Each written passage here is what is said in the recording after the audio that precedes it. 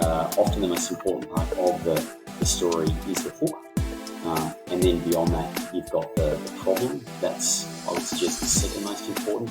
The solution need only be fairly brief. That isn't nearly as important as people think, because the objective of this story is just to engage them and get them asking, tell me more about that. So welcome to the Business Behind Your Business podcast, where we have the conversations to help your business grow and thrive.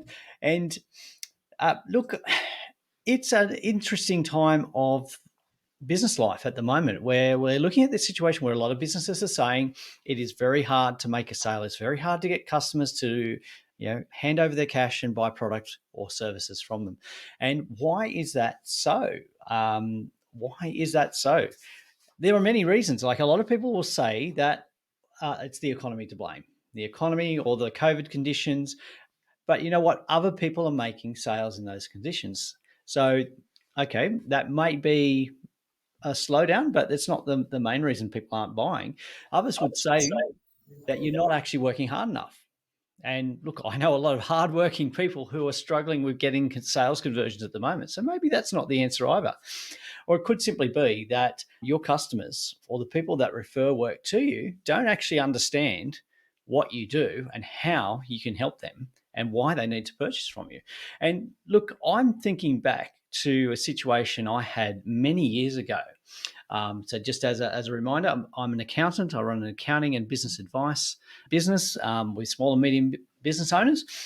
And I was reviewing the work, the end of year accounts for one of our clients, one of our larger clients as well. And I noticed this really large figure in their expenses. I think it was about $15,000 or $18,000.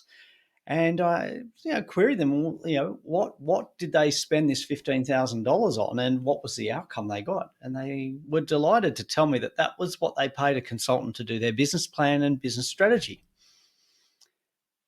Now, I was a bit taken aback because one of our biggest clients has paid somebody else to do work that we could have done because we had a really good knowledge and understanding of their business. So why did they go and pay somebody else when we were the best person to actually deliver that result, that outcome for them with an intimate knowledge of their business? And it made me think that they did not actually know what we did, because their response to me was, when I asked them, why didn't you approach us? They said, well, we thought you only did tax. It made me think that maybe people don't actually understand what I do or what services I do or how I can help them. And that's been bugging me for many, many years, and it still bugs me today, particularly when I'm having conversations with people and they just don't understand that we are more than just doing accounting. So I've talked to a number of business owners, and they've got similar problems, similar issues with getting customers across the door, across the line, and making that sale. So I've turned to the person that I know who's going to answer this question for me and tell me what I'm doing wrong, because I'm not a sales expert and I'm not really sure that I'm doing this right. So I've enlisted the help of Nathan Williams, who we've had on the podcast before, talking about sales. And I've asked Nathan this question: is how do we actually let people know what we do so that they actually have an understanding of how we can help them and why they should buy from us?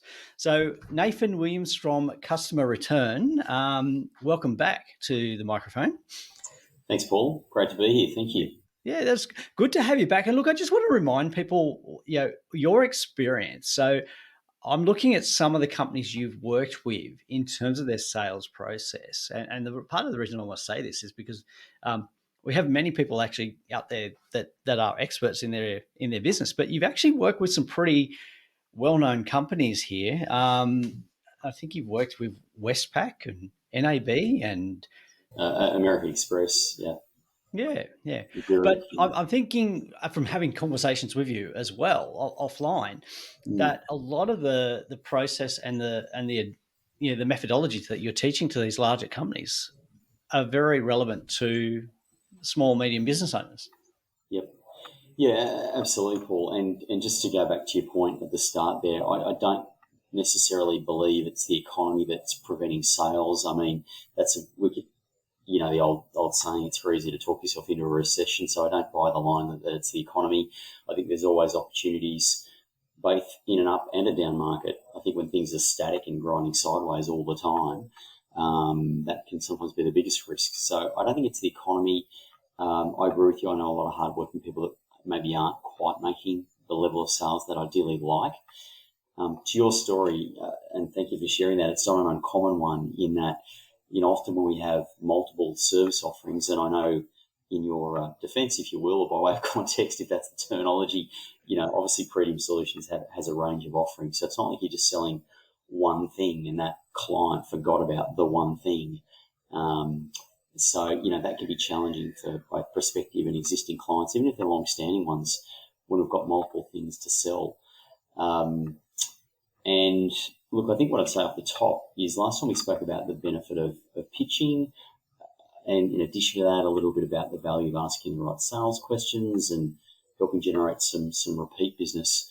But certainly one element I'd like to talk today about, Paul, is the benefit of storytelling. And you can think of that either as a subsection of pitching or selling, if you will, or even as it become more popular in the last number of years as a standalone area of sales that should be taken, really seriously. And so, I'd love to talk a bit about that today. And the reason I think it's important is that as people get ever more busier and we receive so many messages every day, it's hard to remember everything. And our brains are hardwired. We've evolved to recall stories better than straight facts and straight data. And I think we can tend to undermine that in business. We're used to making the business case in inverted commas and talking to the rational, logical part of the brain, but we don't have a story to back it up. It can be hard for people to recall. And that may have been what happened with your client who didn't recall or remember that part of the service they could have used of yours. Yeah, no, I think, look, one of the issues we've had is in the past is a lot of what we've done, and look, accountants work in data, so we try to put things in a very factual basis, but we ignore the fact that, as you mentioned, and you've done some work with us for our business, is this whole idea of storytelling and making people understand what the issues are that you're solving, and how you're going to do it and what the benefits are. It's certainly changed the way we've approached, and I've noticed certainly an improvement in our sales conversion once we've been changing the way that we actually communicate with people. But yeah, maybe if we actually look at this whole idea of storytelling, why is it important in your sales process? Yeah, certainly. Well, let's define it first of all, because I think storytelling can be easy to dismiss. We hear the word storytelling, we think, well, hang on a sec, we're all grown up in business these days. We're not a kid wanting a story from our parents, for example, or sharing stories in the school playground. So the word storytelling can be easy to dismiss, but credit where credit's due. A gentleman by the name of Paul Smith, who wrote a book called Sell with a Story, defines storytelling as a universal master tool to connect with and to influence people. And I think that's quite good. It's quite a broad definition, but if we think about that in I'll call it the client engagement or the business development context, it can certainly be used at the start, so before the prospective client becomes a client.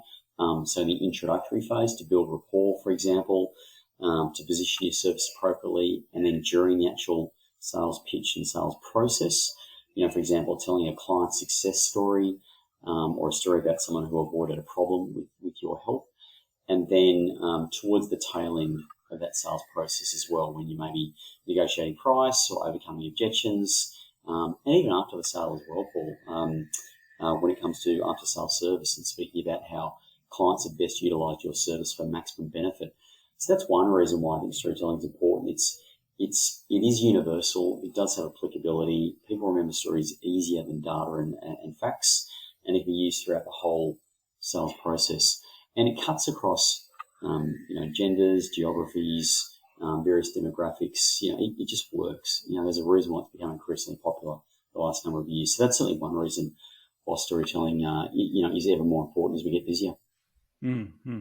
So I think in that there are three main reasons that we should engage in storytelling. Do you want to sort of just explain a bit more about what those are?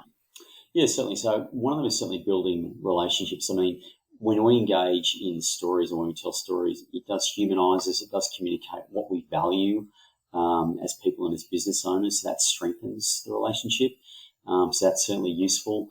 Without getting too deep into the neuroscience or the brain science here, there is a a phenomenon, if you will, called neurocoupling, which, to translate that effectively means that when we engage in stories, the listener's brain, more of their brain lights up in response. A chemical called oxytocin is released, which drives empathy and connection with the storyteller, a lot more so than if they're just hearing a bunch of stats. So storytelling does strengthen relationships, and that's obviously important in the early stages of the sales process. If you just go straight with data and facts, it can fall a little bit flat. So that's certainly one reason. And we think about us as the recipient of a story. It's not uncommon for us to feel a deeper bond with someone after they've told us a relevant and memorable story. And those two words, relevant and memorable, are important. No point just telling stories that have no relevance. And we can get into that later about what stories to tell and how to do that. So that's certainly one reason, driving the relationship. Yeah. Okay. So driving that relationship, and I think we talked about that whole idea of referral or referring. How does that tie into storytelling? Yeah, great question. So it certainly helps with recall as well. So, there's various studies around this to show that if we're just talking about the short-term memory's ability to retain data and logic, if you will, we can normally only retain up to about 7 things, give or take a few either side of that. It's the old saying, you can remember 7 things plus or minus 2. So, that's normally the rule of thumb. But if you wrap that in a story, it is a lot more memorable. And because the recall is enhanced, it can then help drive referral. I'm sure you and I can relate, having been in business for a little while, where you might have met someone, let's call it 1 week, 1 month, or 1 quarter ago, 3 months ago, and you can sort of vaguely recall the outlines of what they told you, but you're trying to grapple with, would they be a good person to refer? So we don't have a story to wrap around it. It can be hard to recall. So certainly the storytelling that succinctly outlines, for example, the problem you solve, the solution you provide, the outcome you deliver, that is more memorable than a bunch of stats. So it's certainly very, very useful to have a good story to highlight problem, solution, outcome to drive referrals. Yeah, look, I think thinking back on engagement with other people, and look, you and I are both in the local business chamber. So when people have asked me who can help me with a certain problem, I'm more likely to remember the person I have spoken to that's actually told me about how they've helped somebody, and not just what the services they do, but how they had this issue for a client, what they did to what was the outcome, or what was the impact of that issue, how they went about helping them, and then what was the service, and then what was the outcome to that for that client, and why that was successful. So I'm more likely to remember that kind of engagement with somebody than the one that says, "Hi, I'm Joe. I do websites. We do this much, and it'll cost you this much." Yeah, it's pretty vanilla. It's easily forgotten, that stuff. And I think it's important, and I'm glad you mentioned that, Paul, because, that's a highly relatable example, trying to remember people that we might have met at an event. But I think it's important here to narrow in on why stories can be more memorable specifically. And I want to make the point that we do find it easier to process and recall stories. So if you want to put it another way, our brains are better story processors than logic processors. We just tend to retain information better. But specifically for a story to have maximum recall, I'll use the analogy of stories being, a good story at least, being like a roller coaster. And as I mentioned this, think about any good movie you've seen or book you've read. It is like a roller coaster. A good story never just flatlines and stays at a similar level of emotion all the way through. I mean, if you think about a movie, at the start, we're getting connected with the main character and their situation or their dilemma. Normally for about the first, let's call it 12 to 18 minutes, somewhere in there. That's kind of the hook, if you will, if you think about it from a picture, a storytelling perspective. Then after that, once we're connected with them, there's normally a problem that they run into. Life's pretty good at the start, but then there's a problem. And then they've got to battle through this problem and try to find a solution to that problem. And sometimes in movies, at least, you might have someone show up to help guide them through that process. And then at the end, if we're talking at least about Hollywood blockbusters, it's normally a happy ever after, or that's the outcome part of the story. So now you might hear that and go, well, how is that relevant to being in business? How it's relevant is when we tell a story in the business context, think of the roller coaster and the problem, the solution, the outcome. And the key point here I want to emphasize is most people, when they tell stories, just talk about solution and outcome. And it's too much of a flatline story. If we don't start with the problem and before that even, what their client wanted, there's not enough up and down in the story. And when we do have an up and down in the story and go through that story arc, I'll call it, or that narrative, there is a chemical connection where there are endorphins and also cortisol released during that process, which, again, without getting too much into the science of it, if you will, it does bond the listener more to that story because we took them on a journey, as they say. It wasn't just a flatline story. Absolutely. And I think the journey is part of that whole experience. There's a lot more engagement and building that connection with that prospect or that customer. It seems to be a more of a stronger connection after that they've engaged in that storytelling process. Well, absolutely. And just to be super clear here, I'm not saying that all logic and rationale is bad. We should never use it. It should all be about storytelling, not at all. So it's not an either-or scenario. It's not an optional thing. It's a sequential thing. And so, if we think about a fairly typical sales process, there certainly needs to be an element of logic and rationale in the process. But I would be more inclined to start with some emotional aspects of the service you deliver and a good story up front to connect, draw the person in, and then you can back that up with rationale, logic, deliverables, timeframes, all the usual things. So it's not optional, it's just sequential. And so just getting the order right, and that does, as you say, bond the listener more to us and make everything more memorable. So there's a structure to what you've suggested here in how we go about our storytelling, but would you use that same structure in all types of sales situations? Like I'm thinking these days we've got so many different avenues. We've got our marketing on our website or our brochures or our face-to-face or even just that initial contact. Is the methodology adjusted for the different formats? Yeah, it's a good question, and I'll answer that in a moment. I'll just quickly just wrap up the third point of a third reason why storytelling is so important. So beyond the strengthening of the relationship with the listener or the prospect, and then enhancing the recall that can help drive referrals from that listener, the third one is obviously revenue. And I'll mention a really quick story that makes that point.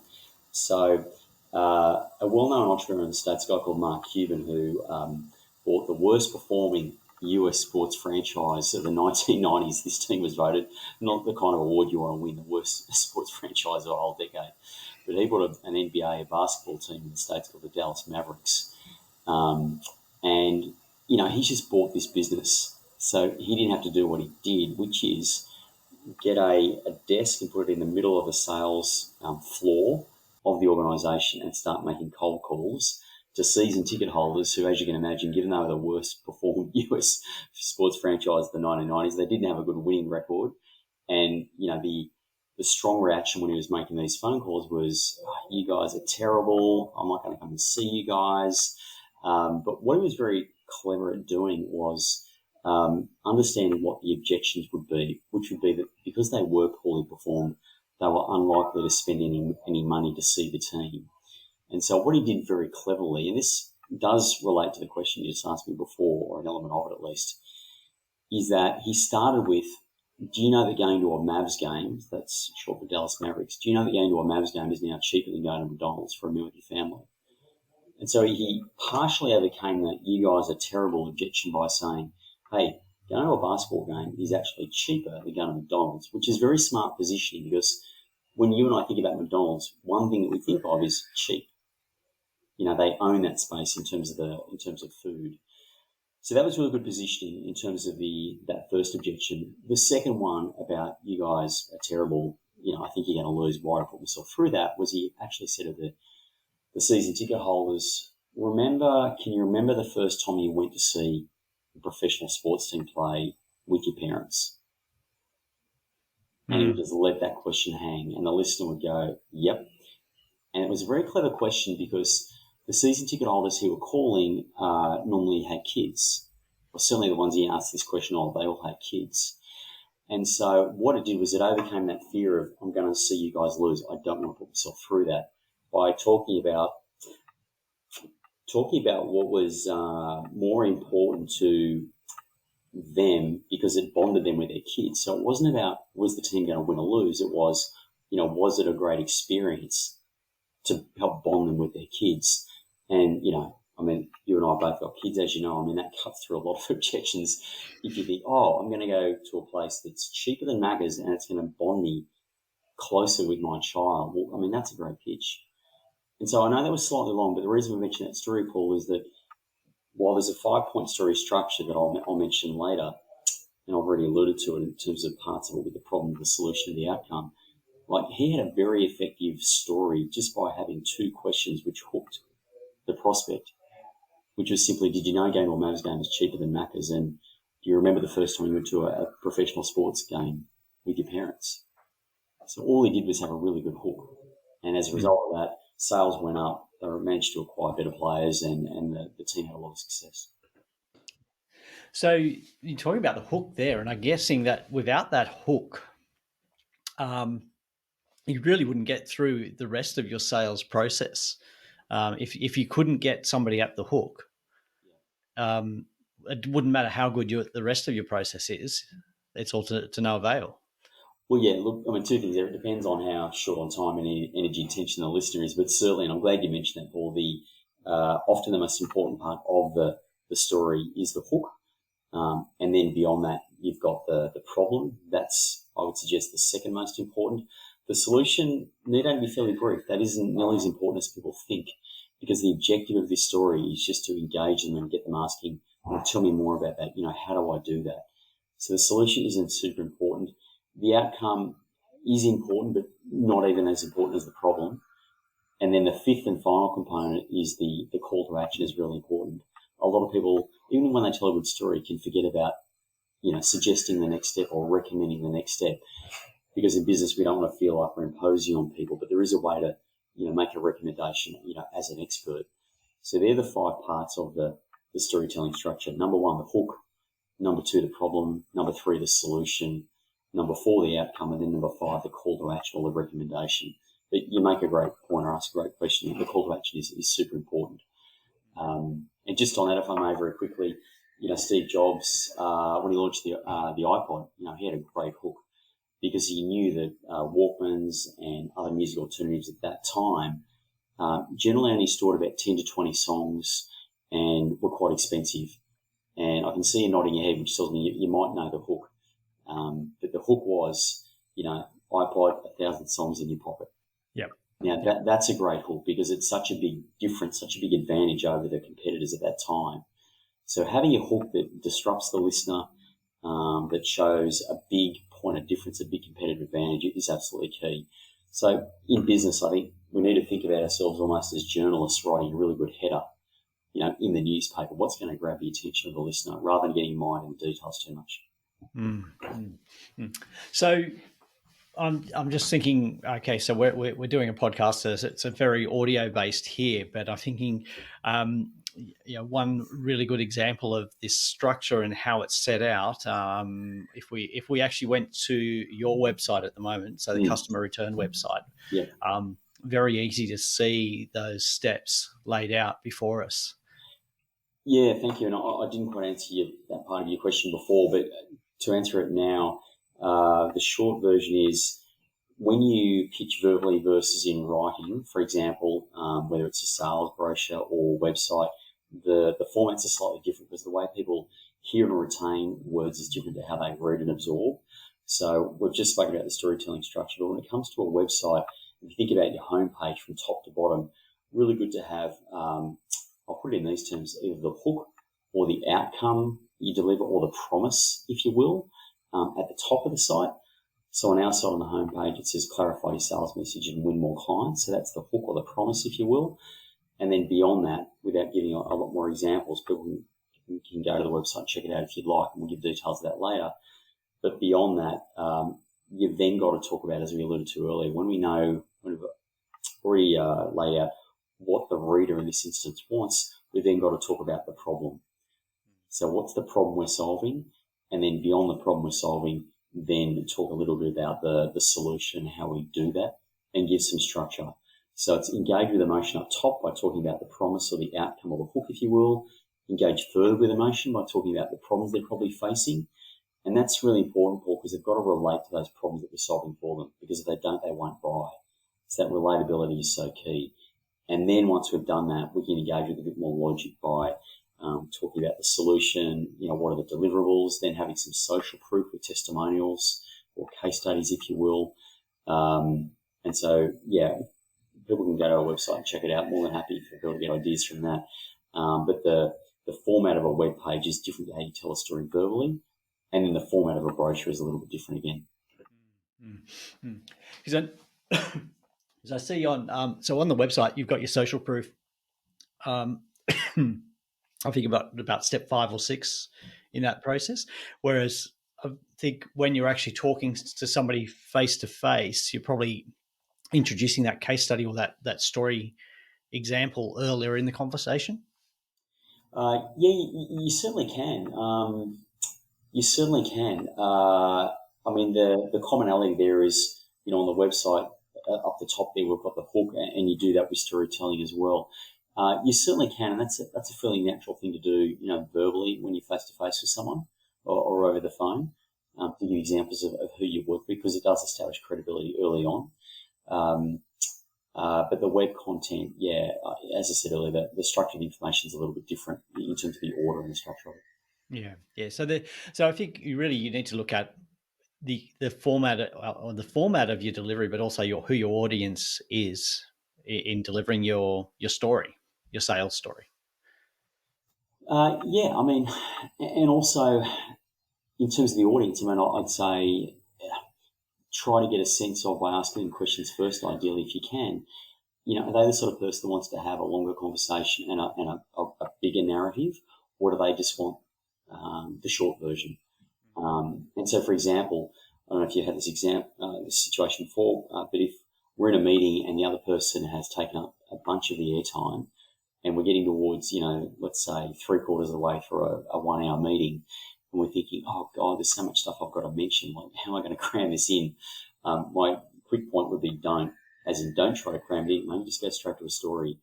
So stories can be a great get out of jail card, I'll call them, if we're short on airtime in a meeting. And so that's important to remember, because it's certainly useful.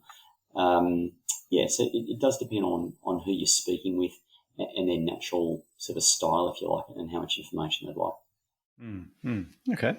So if we're wrapping this up, we came to the conclusion pretty early on that it's not the economy why we're not getting sales, and it's not because we're not working hard.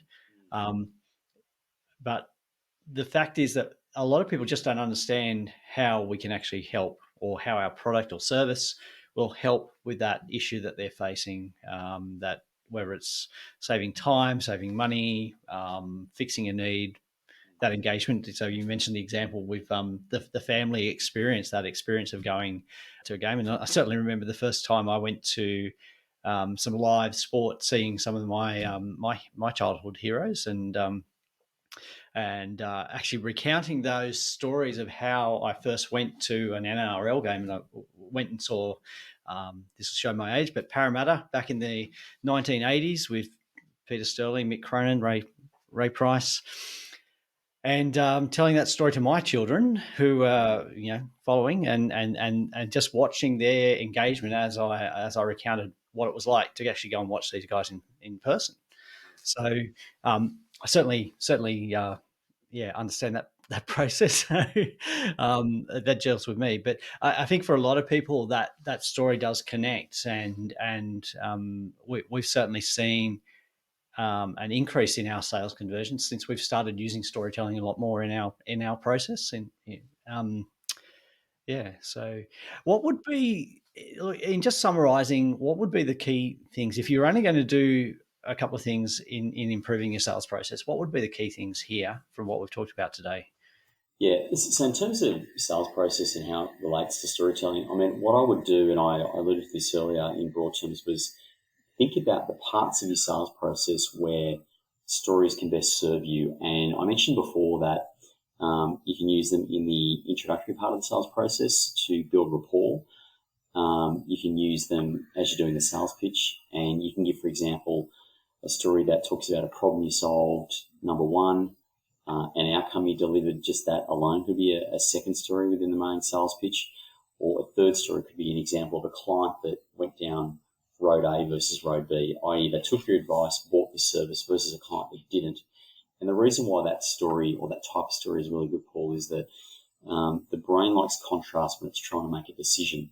So that story is referred to the two roads story, and it's really powerful because it provides contrast. So if you've got a good story about a client that went down, let's call it road A, and took the high road or followed your advice in a certain way or with a certain service versus one that didn't, and you can show that gap, I think that is a really good story. So I'd certainly encourage people to have what I call a two-road story to show the contrast. And to make it easier for the listener, you ideally want to make the two stories about businesses that are very similar in terms of industry, size, problem that you are looking to solve. I think that is a really good story to tell. So, that's examples of stories in the introductory phase, in the main sales pitch phase, as I said earlier, like towards the end of the sales process. You can use stories to negotiate price, overcome objections. And just quickly with overcoming objections, I think using stories proactively to overcome unspoken objections are really important. So you might have a story about a prospect that initially thought the price was too high, but then after the value that you delivered, it really set their mind at ease and they thought it was a great investment. So I think that is really useful. Having stories like that ready to go. So during the whole sales process there, some of the ways I'd use stories, and specifically within a meeting, I think it's also important to mention that think about stories as being useful for up to 10% of the content in a meeting. So if you've got a 60-minute meeting, have roughly 3 2-minute stories or thereabouts ready to go that might overcome some common objections. So that's how I think about it within a meeting, within the broader sales process as well. Great. And look, we've mentioned the website, customerreturn.com.au.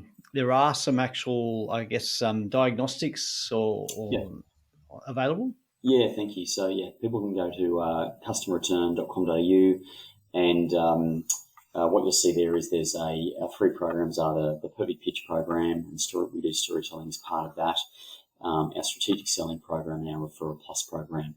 And each of those 3 programs have a diagnostic attached to it, which is simply 7 questions where people can rate themselves on a scale of 1 to 3, 1 being, we don't do this well, 3 being we do it really well, and 2 being obviously in the middle. And off the back of those 7 questions, people get a score over 21 and some initial advice about the impact and the meaning of their score, and then what they can do as a next step off the back of that. So that's certainly a good place to start. Great. Then we'll put links to the website and those diagnostics in the show notes for you to follow. And and look, if you do want to improve your sales process, if you're like me, you're an expert in your own business, but you're not an expert in every part of your business. And sales is one area which is crucial. We're all talking about how we can get more sales in the door, because sales leads to profit and cash flow. So encourage you to reach out to Nathan and find out. You've heard the story today of how he can sell and how he can help you sell more. So reach out to Nathan and get started to more sales and more success.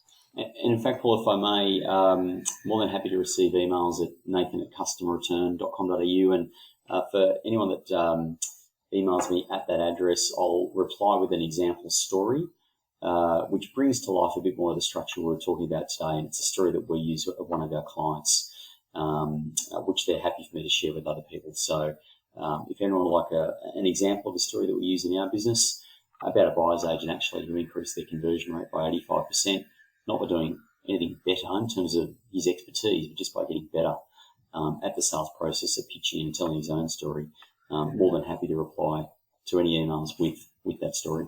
Great. That's a great offer, and encourage you to take that up. And certainly looking at ways that we can help you grow your business, run a better business, and keep listening to the Business Behind Your Business podcast. And if you know another business owner that would benefit from content like what we had today, then please share that with them. And don't forget to check out the website, www.thebusinessbehindyourbusiness.com, for additional resources and tools and links to the show notes where you can find out more about customer return and how Nathan can help you sell more in your business and convert more sales. So again, thank you for listening. I encourage you to keep listening, and looking forward to you joining us next time. Great. Thanks, Paul.